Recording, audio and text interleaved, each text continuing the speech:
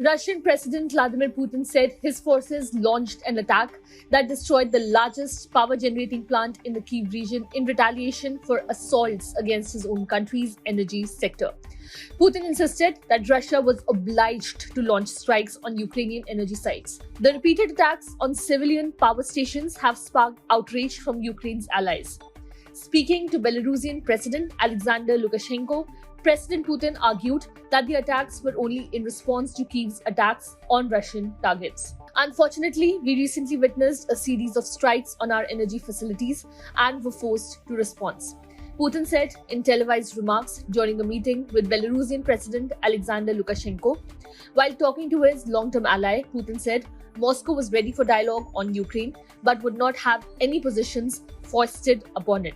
He also criticized the idea of a conference being held in Switzerland without Russia's participation. The Russian Defense Ministry said earlier on Thursday that it had conducted a massive strike in response to Ukrainian attacks on Russia's oil and gas facilities. The overnight bombings targeted power plants and underground gas storage facilities in 5 regions across Ukraine, according to the Ukrainian military. Russia's missile attacks on Ukraine's energy system, the bombardment of its second-largest city, and advances along the front are stoking worries that Kyiv's military effort is nearing breaking point.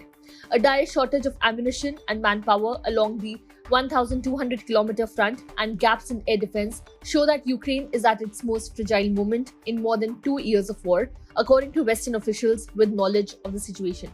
The risk is the collapse of the Ukrainian defenses, an event that would give the Kremlin an opening to make a major advance for the first time since the initial stages of the conflict, at least one official said. The next few months will amount to Ukraine's toughest test, with the public growing exhausted of war, especially in the city of Kharkiv in the country's east, which has been particularly targeted. Subscribe to One India channel and never miss an update.